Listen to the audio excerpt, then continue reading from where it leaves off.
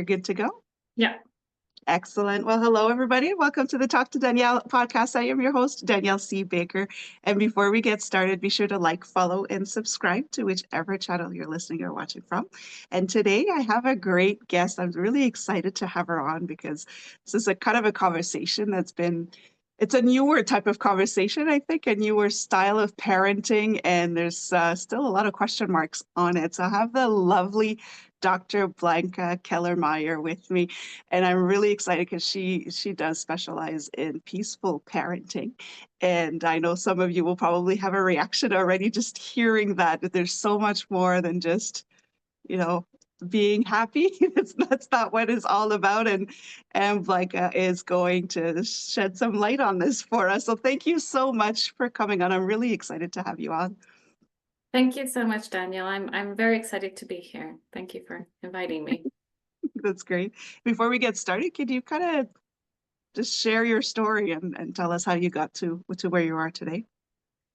Sure. So I'm a neuroscientist by training. I have a PhD in molecular neuroscience, and I studied synaptic proteins in great detail during my PhD. So that's where my fascination about the brain stems from.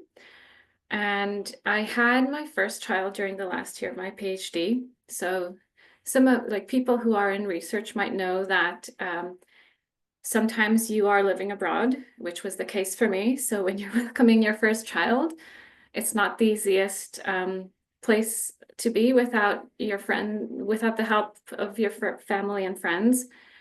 So it was challenging, and that led me to decide that rather than following and climbing the academic ladder, I'm going to try and transition into the biotech industry. So that's what I did. And I worked for a biotech company for nearly 5 years. I had my second child during COVID. Again, not the easiest times. So, and I remember there was this one day when I was driving home from work, and I landed on this podcast about this parenting podcast that was talking about how even though we set a boundary for our children or a child, and they might have an emotional meltdown or a tantrum over it, we can still empathize and validate their feelings.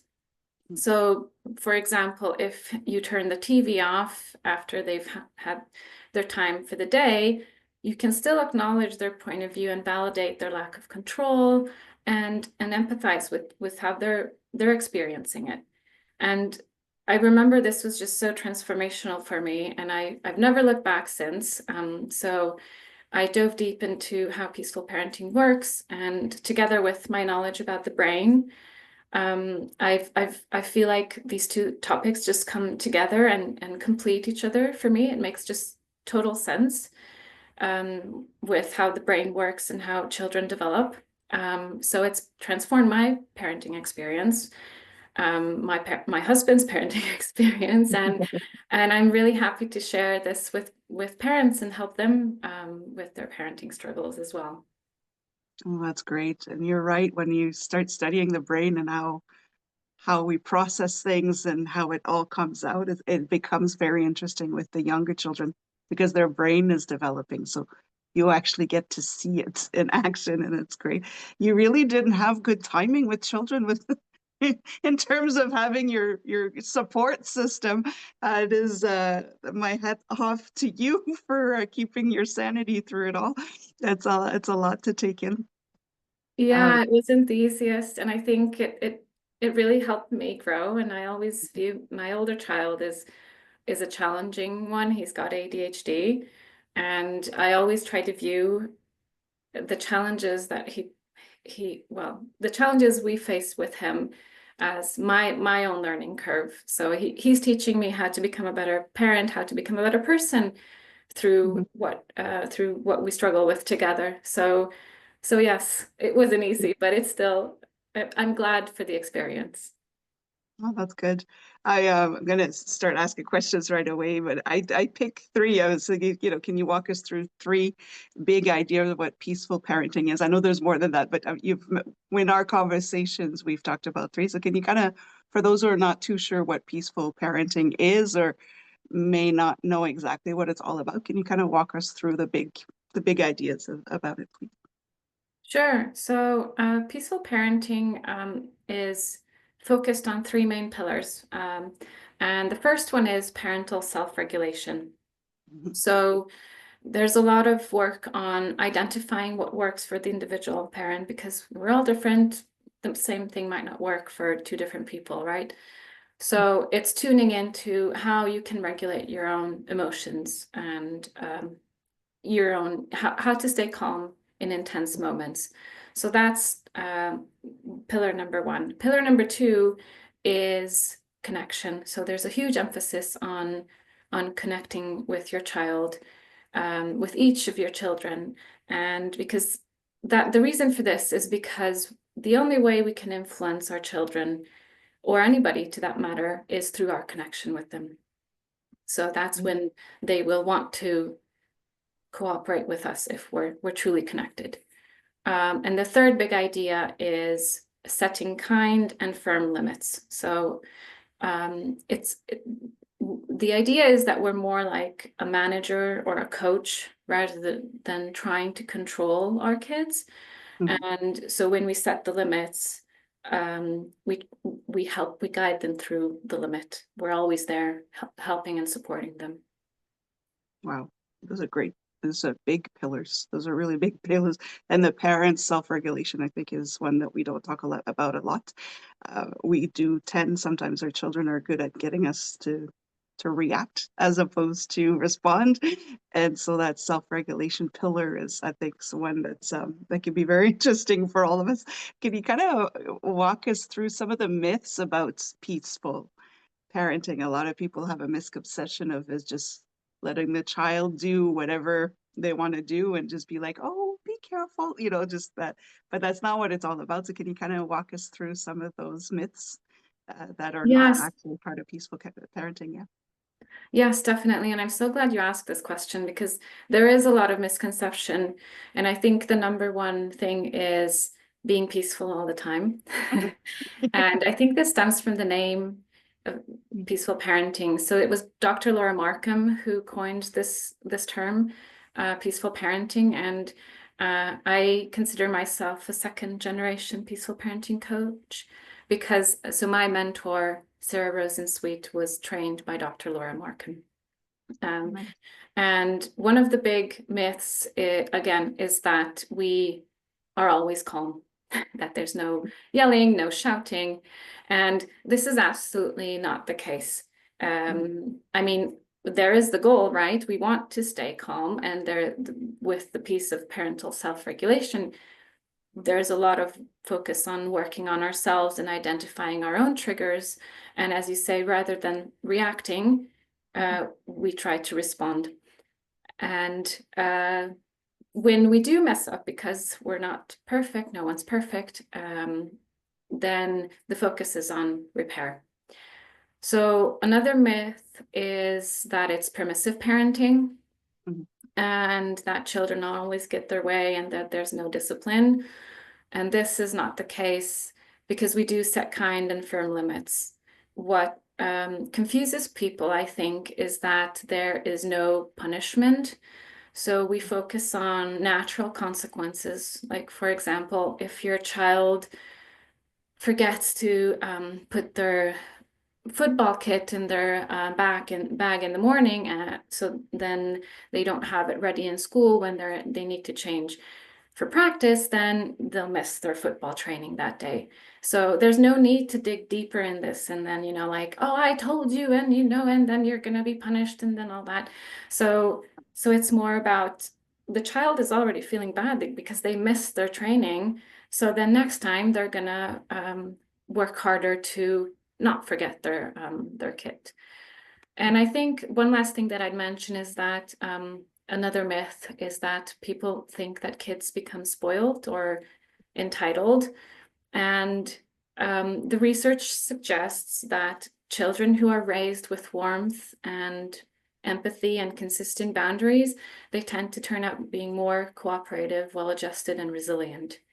So I hope that helps convince people that peaceful parenting is not all like, pink clouds and unicorns. That's right. And I think that's where most of the controversy comes from with peaceful parenting is especially with the older generations that had such a rigid and authoritarian type of upbringing is that, yeah, I'm just gonna, we're we're spoiling our children, or this next generation will not be able to survive the world. But it really is just building that connection, and I like how you put it together. It's not all unicorns. It really isn't. You did mention one of the first myths about, we do mess up. There's some days where we are triggered, and we have our days as well, and we'll start yelling, or we won't react the way that we're too proud of. But what is how can I say this? What would be the best way for parents to be able to repair when they do mess up, when they know that they've reacted and not necessarily in the best of ways, and how can they kind of repair that with their child? Yeah, I mean that's a hard Mm, question, because well, I always like to come with this approach that with the assumption that every human being is doing the best they can with the resources they have. So I right. think if we adopt this mindset, then we're already coming from a place of empathy Yes. and with the idea that everyone can mess up. And there are hard days. That I'm not saying parenting is easy. Mhm. It is hard, and there are days when you are feeling fed up, and you have lower resources, and you might start shouting, or you might even resort to threats or punishment that day. And Right. what I like to bring in this case is acknowledging, yeah, this was hard, bit of self-compassion, right? That, okay, this is a hard day. Everyone has hard days. And apologizing. So telling my child that, okay, today I it was too much for me and I yelled at you and no one deserves to be yelled at and I'm sorry. I'm still working on this myself and I'll try better next time. So like owning up to this, um, that we mess up, it also helps our kids realize that because they're so egocentric when they're young that they think Mhm. everything is about them. So they start internalizing this like, oh, mom yelled at me because I'm bad kind of Yeah. thing. And if we own up to our own mistakes, then they'll learn that, oh, mom has her own issues as well. And that's okay because I can mess up. And even if I mess up, my parent will be there. Right. And on top of this, I always try to bring in like aspects of positive psychology, which relies on identifying saboteurs and other like positive powers and how we can work on using those ourselves and modeling it to our children. Right. Right. And that's so important that it kind of leads me into my next question about what are things that parents could do today? I kind of like to say, let's implement it. It's great to talk about it and listening, but what could we do to change it? And how do we do that? What can we just start doing today that will kind of hush the saboteurs, the sabotaging mindset, and move towards that positive psychology? Yeah, so with the saboteurs, it's like this, the more you think about it, the worse they get. So the first thing is awareness. So if you recognize that you're in that bad negative cycle, judging yourself, criticizing yourself, or judging others even, or Mm, judging the circumstances, um, like when you're stuck in traffic and like, very everyday example about being stuck in traffic and how your emotional response is to being stuck in traffic. Are you upset? Are you worried that you're going to be late for your meeting or late for wherever you're going? Or are you able to sit in that mm, moment of, okay, now I have this little extra time. What am I going to do with it? and really trying to be present. So I think there's a lot of emphasis nowadays. We hear a lot about mindfulness and all that, which it is great. We should be more mindful. I think with positive psychology, if you're able to focus for 10 seconds on one thing, one physical sensation, maybe if going back to the example of being stuck in traffic, your hands on the wheel, um, or maybe you spot something visual and really focusing, tuning into the fine details of what you're seeing, the colors, the shapes, the shades, and all that, just for 10 seconds, that will already activate the part of your brain which is more on the positive side. So if you continue to do this throughout your day, whether it's with your kids or without your kids, then that is a very good first step in doing that shift, creating the shift. Right. I like that because it's so simple, right? We tend to think that it's going to be so hard to switch that part of our brain to say, let's focus on the good things. And Yes, and I think that comes from, yeah, let's be mindful, let's do mindful meditations, which is like, oh, who has 15 minutes in their day to like sit down and meditate, really, right? So I really like this idea of, oh, just for 10 seconds, and everyone has 10 seconds. Uh, and that's already the first step. So, and then celebrate. yes, it's so important. Yay, 10 seconds. Yes, and it's not as overwhelming. 10 seconds is doable. No matter what situation you're in, you will actually embrace it and be like, oh, wow, I can breathe for 10 Yeah. seconds and keep my mind. And those seconds add up throughout the day. I really like that. Nice and simple for everybody listening. Give yourself at least 10 seconds a day Yeah. Yeah. to manage that. And then you see over time, you see the change in the way that you think. I really like that. I'm going to throw you for a loop because I didn't tell you I was going to ask this question, but I think in our conversation it kind of flows. Is there any advice that you wish you would have had sooner when it comes to your parenting and how you show up as a mother? Is there any advice you wish you would have had sooner that would have made your life a Mm, little easier, maybe? well, that's a good question. Well, I think the advice I give myself to my younger parent self is to be more present, because I think, especially with my firstborn, and due to the circumstances I was in with finishing my PhD, I wasn't as present as I would have wanted Yeah, to be. And I think these are times you'll never get back. And the transformation of becoming a parent is huge. So I wish I had like more support, um, not just physically, but like mentally, with becoming a mom, mhm. and while you're living abroad, while you're doing some very important academic research. And yeah, I think I would, yeah, give my older self a big hug and acknowledge that this is really hard.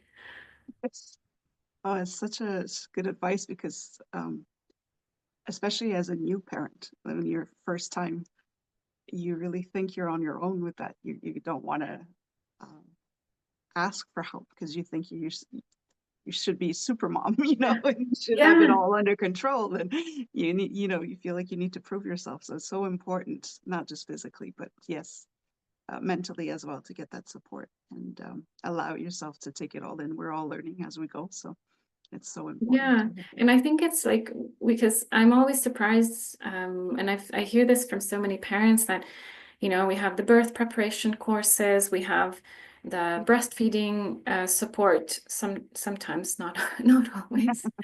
Yeah, And then that's it. Like, then you're left on your own dealing with whatever yeah, is thrown at you.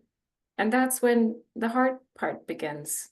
So so so it's true. not the birth, like, I remember telling my husband back in the day when I was struggling with breastfeeding with my firstborn, is that I'd rather give birth. I had like a 26-hour delivery. I'd Yeah, rather give birth to him again than continue with breastfeeding, because it was so tough. And no one tells you how hard it is. And you're feeling that you're left there feeling like you're you're Yeah. failing because this is something that should come naturally and it doesn't come to you and you're like, oh, I suck at this. Yes, so true. Because we're just constantly thinking, what am I doing wrong? Why can I not get this? And then it's different with the second child. So you've gone through it with the first one. You think you've got it, and then the second child is completely different. So you have to relearn everything. It's just, we need to have these conversations to help parents say it's normal not to feel normal, I know. and Yes, definitely. to give yourself grace in the process. I think that's great advice. Thank you. Thank you for sharing that part. I put you on the spot there, but I No, could talk thank you for to, asking. yeah, I could talk to you all day about this. It's such an important topic, and I've seen it in my work over the years. I've seen the positive impact peaceful parenting has on children. I Hmm. came in kind of thinking, oh, what is this? Like it was just kind of, we need rigid rules and we need to be firm, and but seeing the results over the years with so many different families, I see the difference in the way the child even just stands and the way they show up for themselves. I think it's great. So if people wanted to learn more, or is there something new coming up for you that you'd like to share that people could also have a look at?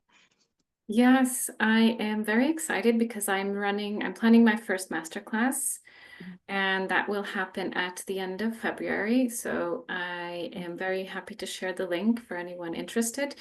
The topic is how to get your kids to listen without threats or punishment. And Wow. I'll be sharing some neuroscience-based like child development approaches and give you practical tools on like what can actually work and help you in those moments. And yeah, so if anyone's interested, I'll share the link and then you can just register. It's live, but there will be a recording if people cannot attend live. Oh, that's amazing. That's such a big topic. I think that's the first thing parents want to work on is like, oh, why can I stop yelling? I love that. And I'll put the link in the comments in the description of this episode so people can have a look at it and register if they'd like to. And of course, I'll put all of your other information as well with your website and all of that so they can have a look at what's going on. This is really exciting. Thank you so much for sharing all of this. And we'll make sure that people have a look at the work, the beautiful work that you do as well. Before we go, I always ask this one question, and I can't wait to hear yours. Your answer is, what do you want to be when you grow up? Yeah, I was just telling you before we started recording about like I didn't really know what to answer this question. And I think that I want to continue on this imperfect journey. I Mhm. am a recovering perfectionist and I do recognize the toll it's taken on my mental health, on my physical health over the years. So I want to embrace being imperfect.